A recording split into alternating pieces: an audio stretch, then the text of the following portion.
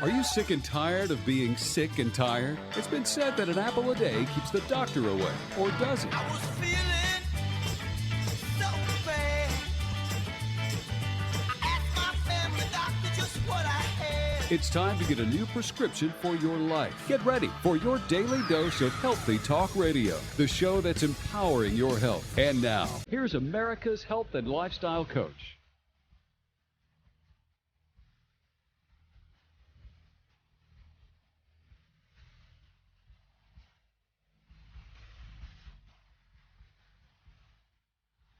Live. Do you want to get well? This is the show where your health is your wealth. Thriving is more important than just surviving, and the only thing lost are those unwanted pounds. I'm your health and lifestyle coach, and this is Healthy Talk Radio. From heart disease, aches and pains, to even your basic cough and sneeze. This is Talk Radio that's empowering your health. Thanks for joining us. Phone lines are open, 888-283-7272. You know, diabetes is one of the top health challenges that we face today in America. We know that. And we used to have type 2 diabetes called adult onset. I'll talk about that now because our young people are being diagnosed so often. 1 out of 3 of our young people under the age of 11 right now are being diagnosed with type 2 diabetes. So it's really becoming almost an epidemic. And they did a study, actually a survey, and they're saying that most diabetes patients won't change their lifestyle. And I find that amazing. And I'll tell you, in the clinical setting, in a traditional primary care office, it's unbelievable to see. It really is. And we have diabetes educators. You know, the RDs, the registered dietitians,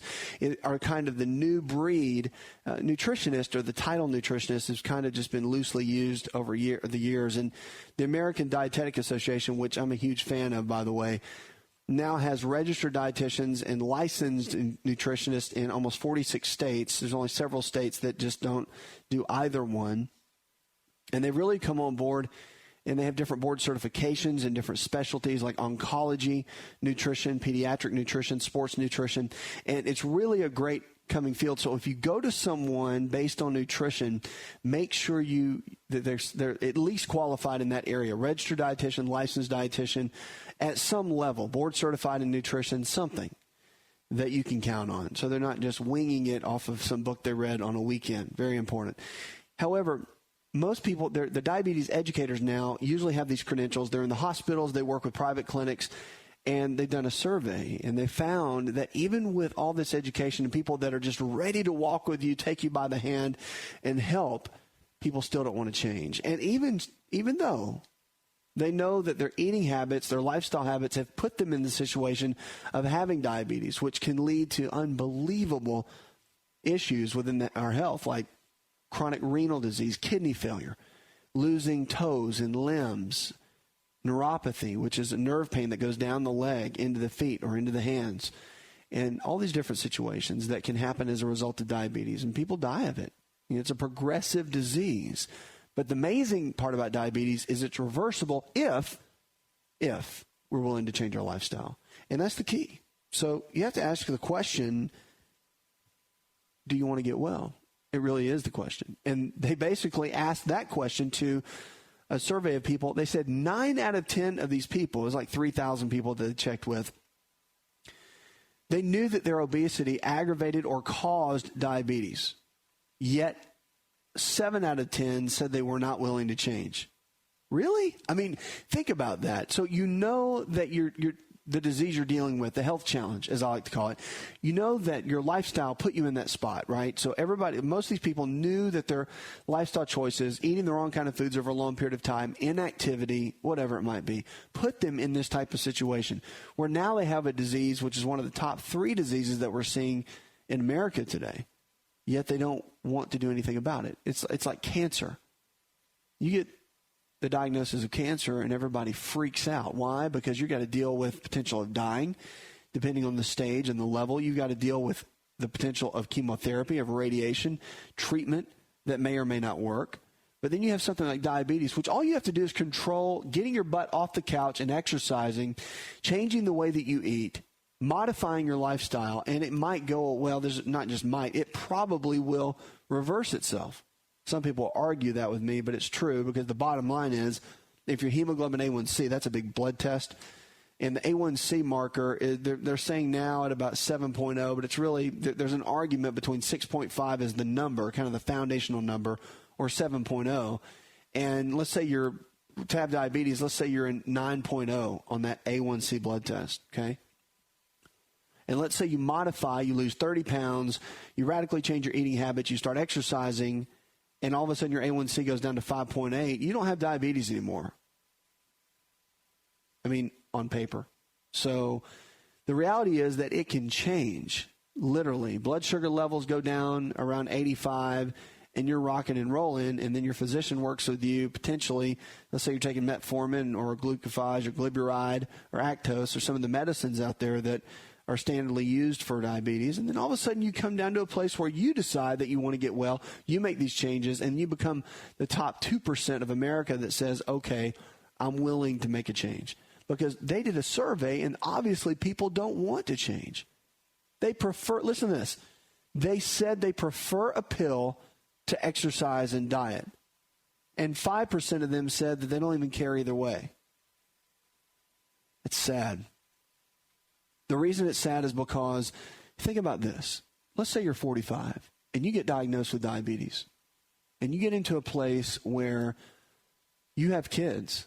They need you to be healthy. They're looking at you to be a role model. But are you really making a difference? I mean, if you're one of these people that just say, I don't care, it just doesn't matter to me, I would rather have a pill, I'll just take my medicine and hope for the best. So eating donuts and junk food got you into this mess. So let me see. You're going to take a pill to manage the fact that you won't stop eating donuts and junk food, which made you into a position where you're having diabetes. That doesn't even make sense at all. That is the most selfish decision I've ever heard of in my life. And you know what's so sad about that to me? That really breaks my heart, because I have a passion for this. Obviously, that's why I'm on the radio all the time. It's because people can live a better life. And I've seen kids lose their parents over this. When you see an 11-year-old child cry because their parents are dying, you'll get a little passionate too. Maybe your child has. Maybe you have it. Maybe your child has come to you and said, Mom, I don't want you to be sick. And maybe you have a food addiction. And maybe you need to change. Because your life is not about you. It's not. It's very selfish to think it is. It's about all those around you. It's about what you're called to do in this life. And when you've been given a disease, especially one that doesn't have that much of a genetic link, it has some, but not that much that you can't overcome it. It's not like type 1 diabetes. You don't have to pay for it. It's like giving you a brand new car. All you have to do is take care of it. Vacuum it, clean it, wax it, park it in the shade. That's all you have to do. And the great thing about it is if your car is all tarnished and beat up, you can restore it. And it can look brand new again. But no one can make that decision for you. And when I read a study like this about all these people that don't care, that they just want a pill over taking responsibility, it really breaks my heart, because I see so many people that could have a better life. And I'm talking to you because you can have a better life. We can live the extraordinary life in the freedom that we deserve, but we have to be willing to take responsibility. 888-283-7272. We'll be right back.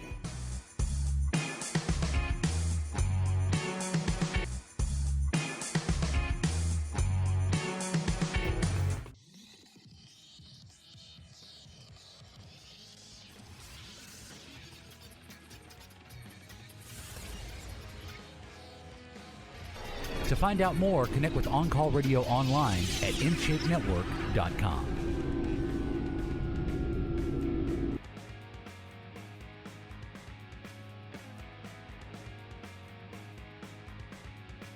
Check us out on Facebook and Twitter, both at the website you can sign up for, and also our free email newsletter. Sign up each and every day. We protect your information and it's great information to empower your health and your life. Let's go to Jim. Hi, Jim. Welcome to the show. Hey, man, sitting out here watching the stars come out. Beautiful, isn't it? Yes.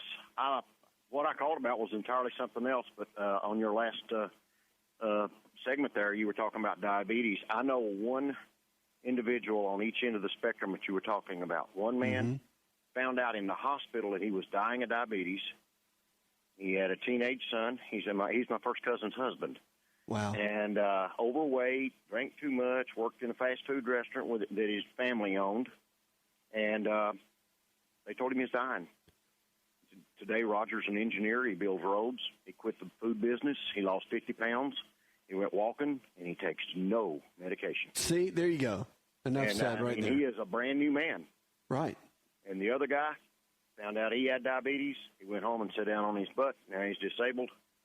And he drinks a gallon of sweet tea a day, and he weighs about 500 pounds, and he's waiting on his maker to meet him. That's right. And there's the two guys. There's the two ends of the spectrum. It is sad. It is sad because Cameron is just he's a brilliant man. He used to work for me. One of the smartest individuals I've ever been around. Good kid, but just quit living.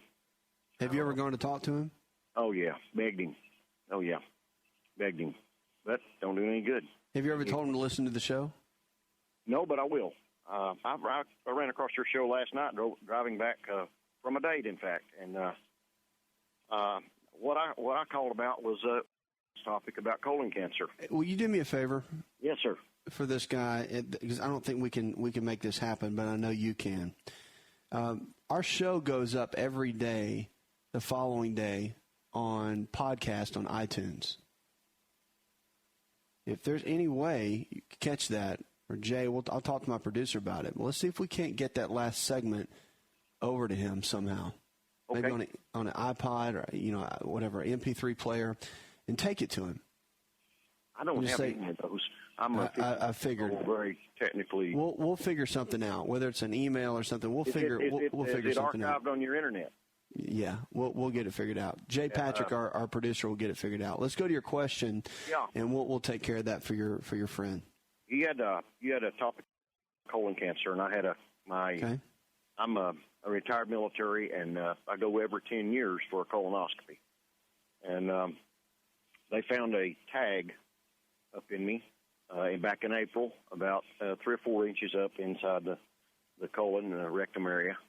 And they tried to take it out, but it was wrong place, too much pain, couldn't do it. It's about the size of a nickel.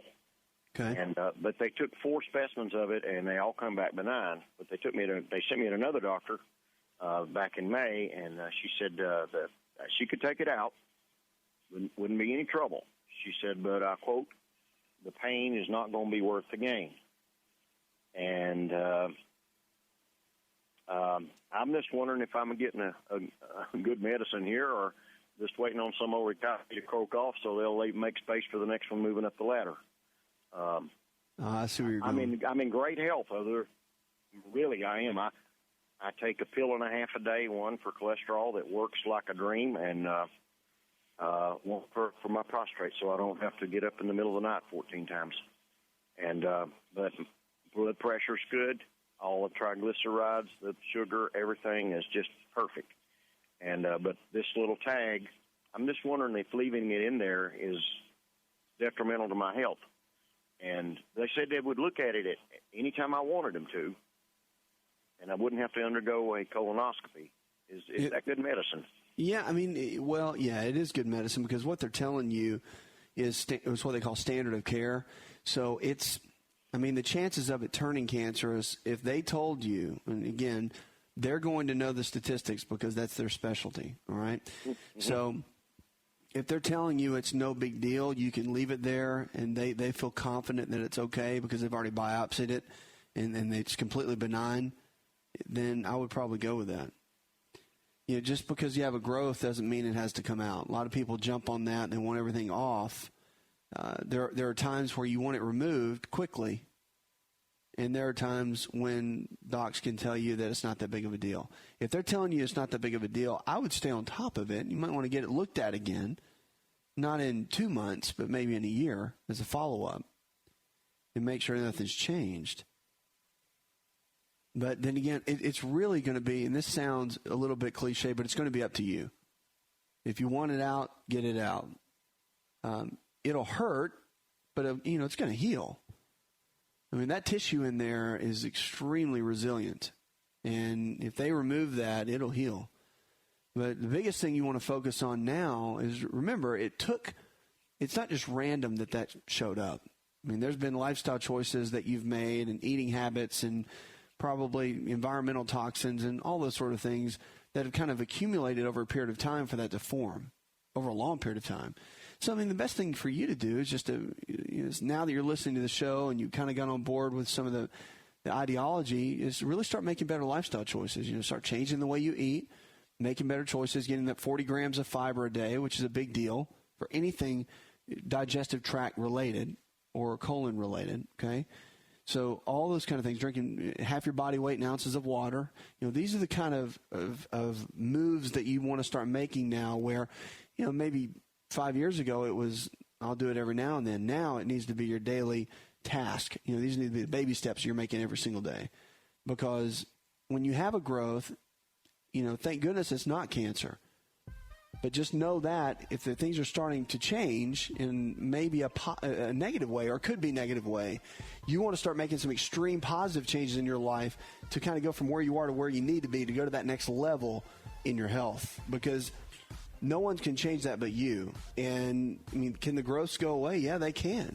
As much as they can show up, they can go away. So don't think it can't. Abnormal cells can be eaten up by the body.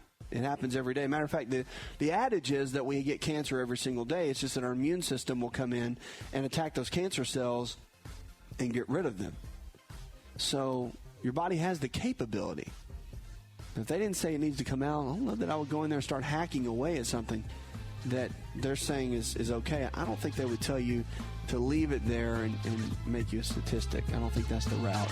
In my opinion, Theralac is the best probiotic on the market today. Probiotics in a healthy gut are essential to feeling great. For the best in probiotics, visit Theralac.com. That's Theralac.com.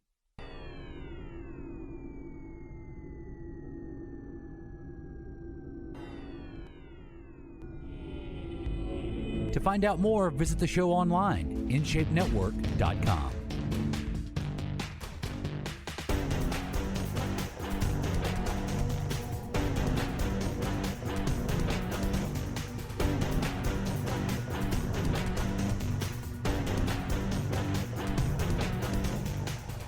Hear about duct tape all the time. We use it for everything. One thing you can use duct tape for, interesting. I actually learned this from a family physician, but there's the glue itself that's on the silver duct tape. I'm talking about the old school duct tape. On the other side, they actually put over warts, and the glue itself can actually begin to kill the virus. Warts, typically the theory is that it's from the HPV virus or the human papilloma virus. It's one of the theories. But putting a little piece of duct tape over the affected area and pulling it off daily does two things. It can begin to kill the virus, and the shearing of pulling the tape off will begin to kill the head of the virus and the little seeds that are down in there. And if you do that long enough, it will end up removing the wart. And it takes some time, maybe 2 weeks, they said. But I actually saw this done in practice, and it worked. I was pretty shocked by the whole thing. You never know what you can do with duct tape. Also, believe it or not, what kind of spurred me to say that was they're actually using duct tape now to fight infectious disease. I'm being serious. And so they did a hospital study in Illinois. It was actually on the border of Iowa and Illinois. It was the Trinity Medical Center.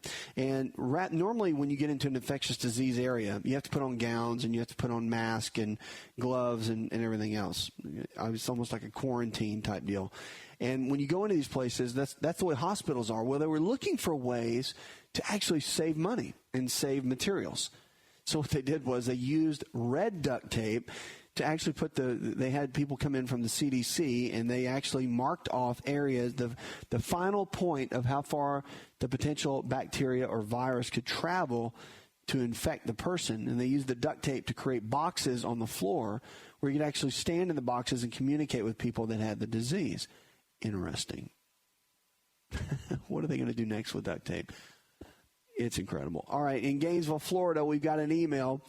Gracie says, I've been diagnosed with celiac disease. What do you recommend?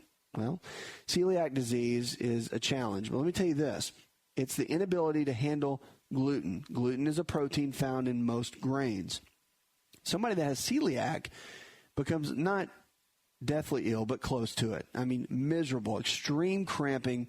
It begins to cause them to lose weight. They'll have irritable bowel type symptoms and throw them into just a digestive whirlwind. And so it's miserable. So, Gracie, I understand the nightmare that is. And really one of the best things you can do, obviously, is to avoid gluten, but know what kind of flours that you can have, because a lot of people will avoid flour altogether.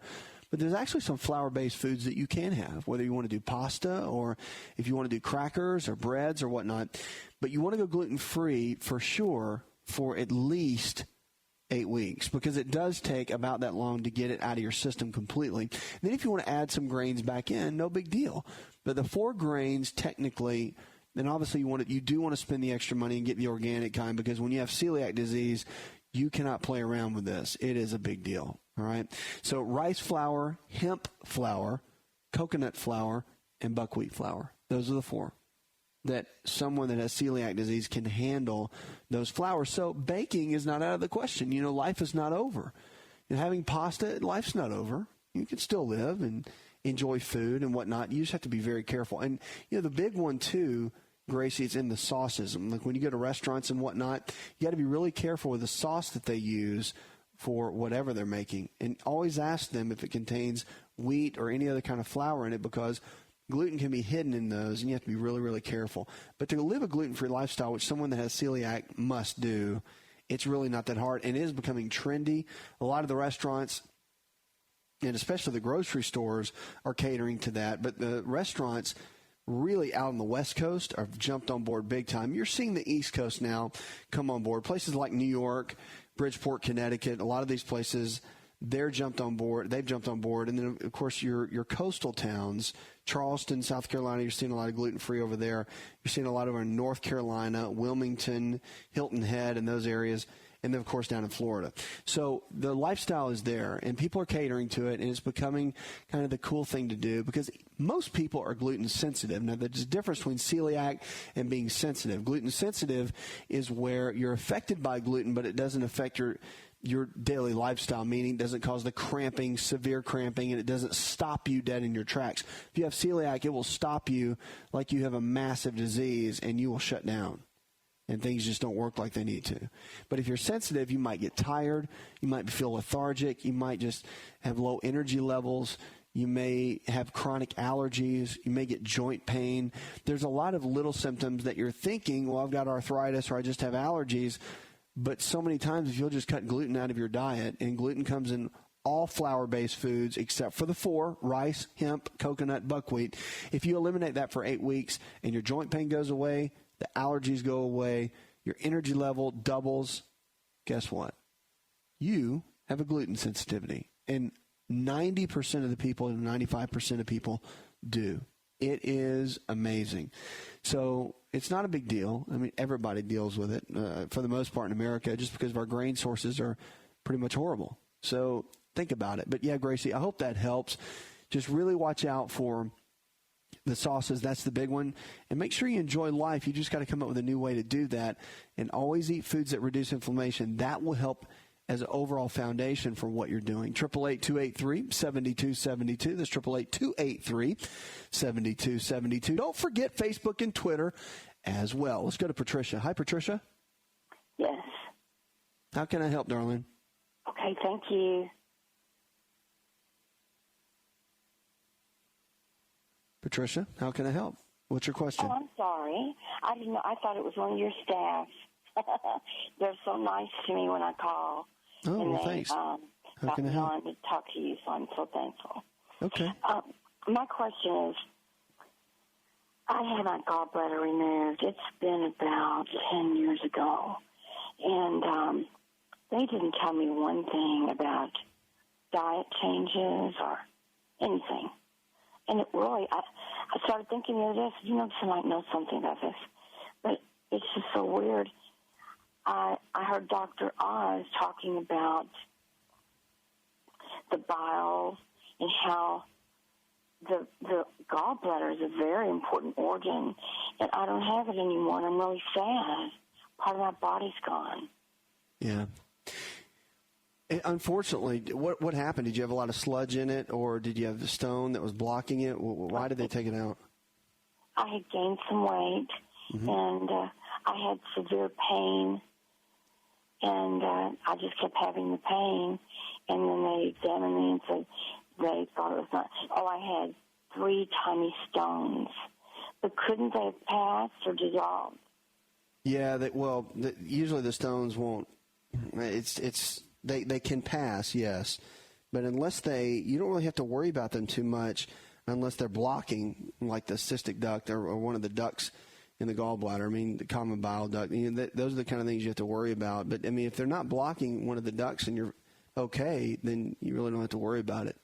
So the reality is, though, the gallbladder is important. It stores bile, and it uses the bile to help break down your fats more than anything. It's a fat emulsifier, so our body can handle the fats that we eat. And, of course, that's important. So your omega-3 fats, the good, healthy fats, are always important. Now, a couple things, too, though. Don't be discouraged that it's gone, because the body's pretty amazing. You still produce bile. It was just kind of the storage tank. So your liver still produces the bile, and your body will still utilize it, but you don't have as many bile salts to help break down the excess fat. So people that get their gallbladder taken out, they still struggle with eating foods that have a lot of fat in it. Sometimes they can get gas or cramping or whatnot.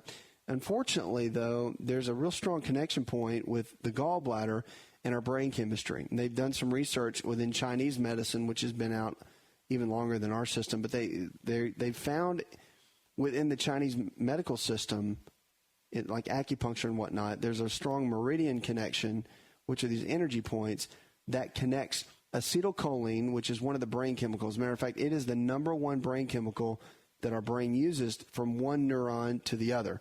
And without getting that too involved, understand that you've got to have that brain chemical for your body, for your brain to even function well. So when we go through stress, those brain chemicals go down. So if you're under a lot of emotional stress, or you're going through a lot of physical stress, or whatever it might be, the acetylcholine levels will go down. When the acetylcholine levels go down, it can directly affect gallbladder function, and that becomes the challenge.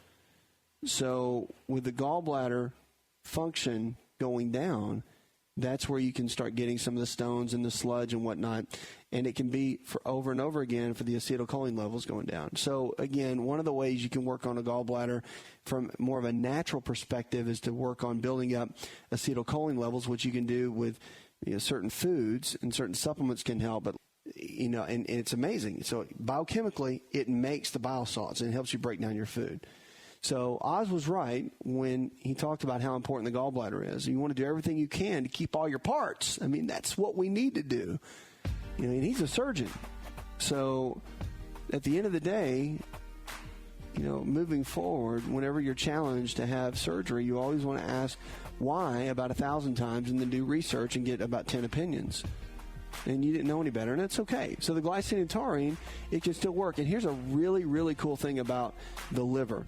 They've done some research, and they found that when you remove the gallbladder, the body actually goes and forms a small little pouch underneath the liver, which is where the gallbladder used to be. So the body actually can go in. It's not a complete gallbladder, but it actually tries to make a small remnant of something that can help with the process of what the gallbladder used to do. So the body knows what it's doing. It can adapt. You're going to be fine. It's not life-threatening, but just know some of the tools to still give you a good quality of life.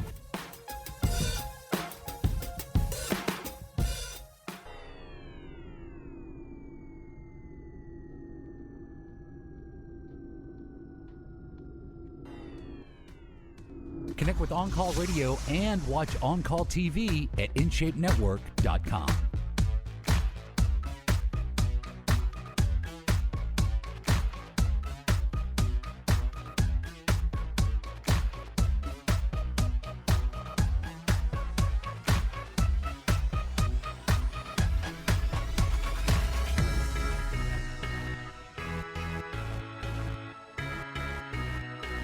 The use of drugs for it, narcotic drugs, are even more prevalent. And a lot of the pain clinics are forming now, and the adage is, I think right now, that in Florida there's more pain clinics than there are in the entire country combined.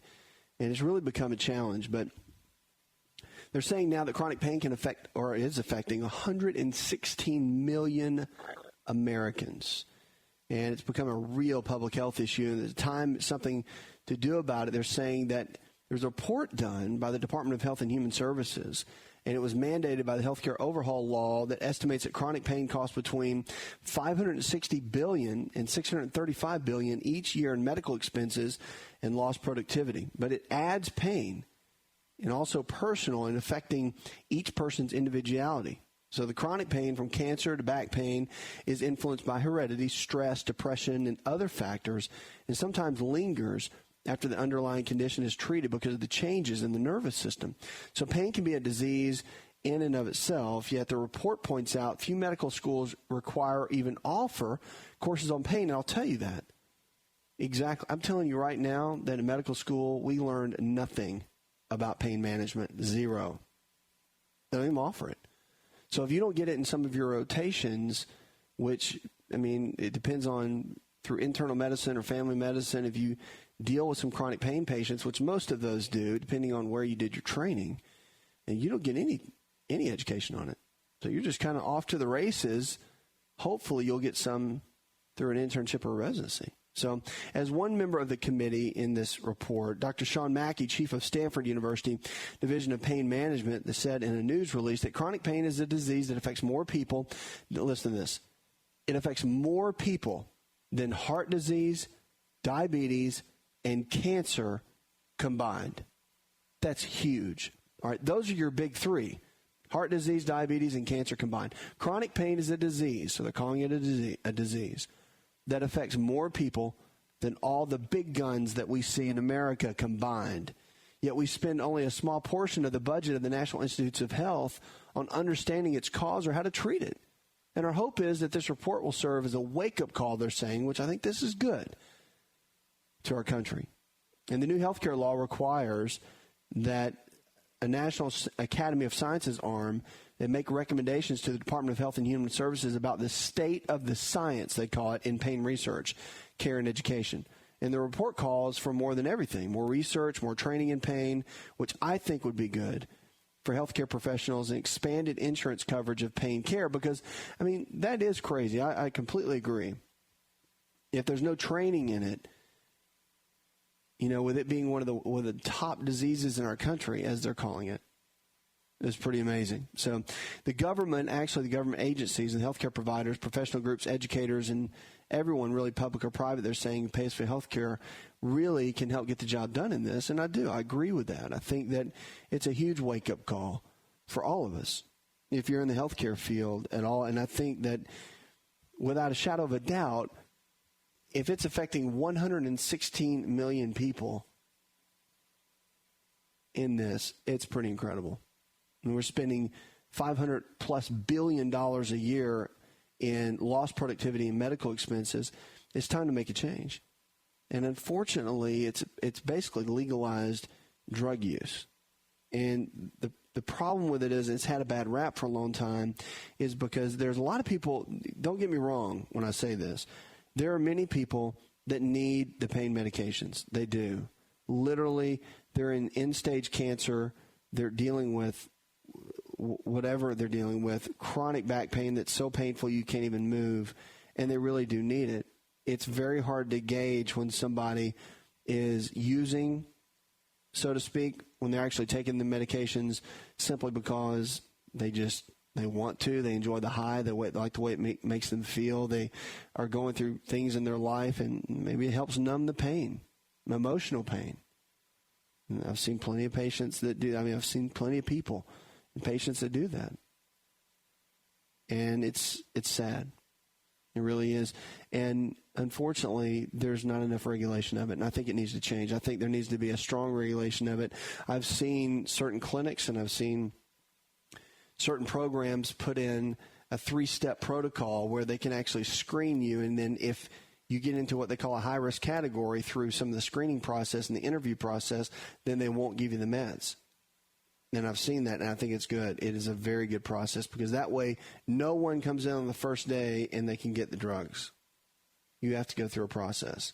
And only when you get through that process, and you know, they're great actors too. Let me tell you, people that want their drugs become very good at this. So I think that in the middle of this all, if education would change, if it would become mandatory, which I think for physicians and providers, mid-level providers, to go through some type of educational course where they could really brush up on pain management, understand it better. It's one thing to understand the drug and the biochemistry of it and know how and when to give it. But it's another thing to understand the entire process of pain management, when to use it, when not to, you know, how to read situations better, and to have good training and quality training. And some people say that comes with experience, but at the end of the day, there should be some standardized testing because you're going to have younger docs, nurses, and whomever that come out of the gate that don't know and may make poor judgments, not because they're not good at what they do, but because there could be some inexperience involved just based on the game that's being played. So in this area, with it trumping heart disease, diabetes, and cancer combined, it's an area that needs extreme focus, in my opinion, that we really need to jump on to go to the next level in our health. Puts another hour in the charts. I'd like to thank our producer, Jay Patrick, John Garrison, Leslie Pardue, and the rest of the team.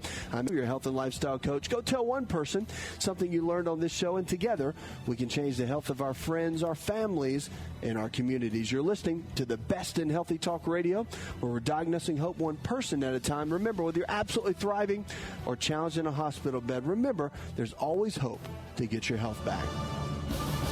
This show is designed to provide accurate information of a general nature on the subject matter covered, and given with the understanding that neither the host nor the station is engaged with rendering any form of medical advice, diagnosis, or treatment. This information is not approved by the FDA and is not intended to diagnose, prevent, treat, or cure any disease. To experience